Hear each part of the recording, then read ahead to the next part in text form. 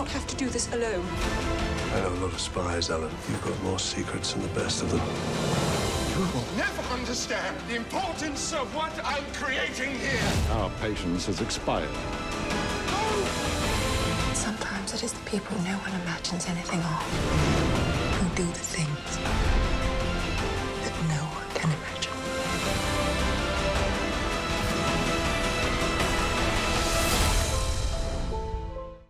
It wasn't until I randomly happened to meet our producers, Nora Grossman and Ito Ostrowski, at a party at Nora's house that it turned out they had never made a film either, but they had just optioned their first book, which is the biography we used, and I met Nora at a party.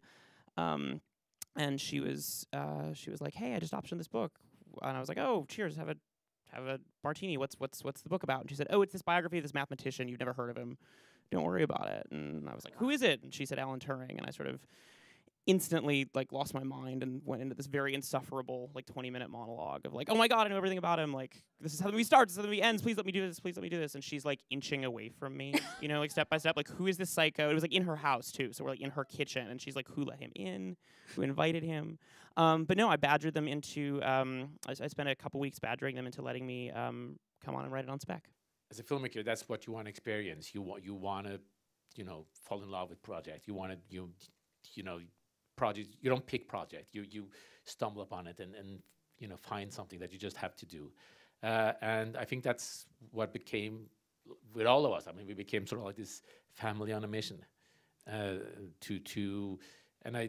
the more you work on it, the more you read about Alan Turing, the more you get involved in the story, the more important it becomes, like that burden of, that sort of like the responsibility of spreading his legacy and telling this story. And to me, it's I was an outsider in Hollywood myself, and to me it is, we wanted to make sort of like a tribute to outsiders, to being different, to think differently, and sort of like the ugly face of prejudice in a way. So it became a very personal and very important story for everybody, I think. I'd heard the name, and I knew of Alan Turing, I knew about the Enigma Code.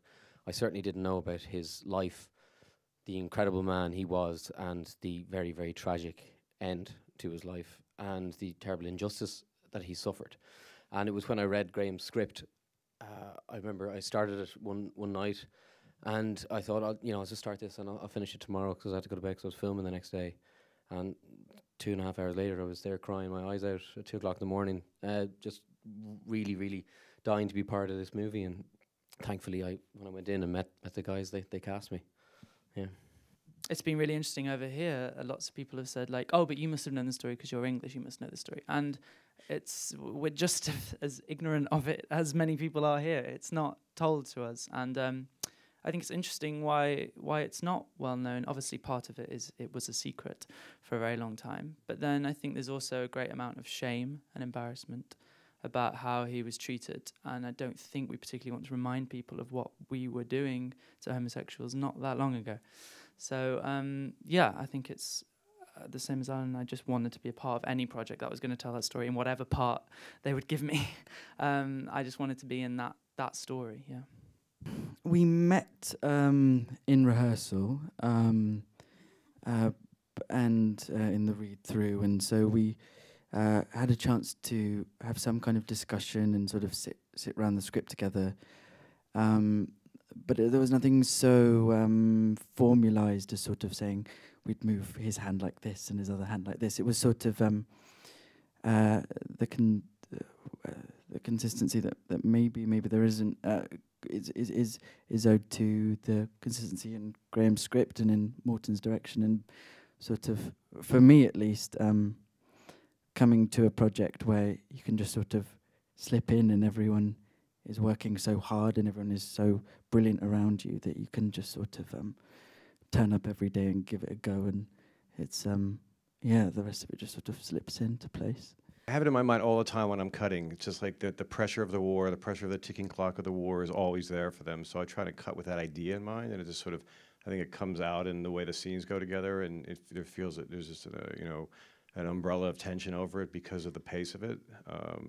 And you know, it's, I mean, not to, I mean, I'd be happy to pile on the thank God for Alex bandwagon, but you know, challenges, and I've done quite a few movies where I have someone playing the younger version of the lead, and it's always a chore to try and, it's like, let's just get past this stuff, you know. It's like, make this as good as we can make it. The young actor quite frequently isn't as good as the lead, and with this movie, it was the first couple of scenes, the dailies I saw of Alex, I was just like, oh my God, you know, we have somebody who might even be as good as Benedict, or, you know, and it was just such a sigh of relief, you know, to have someone like that. I mean, it was just, you know, because it doesn't happen.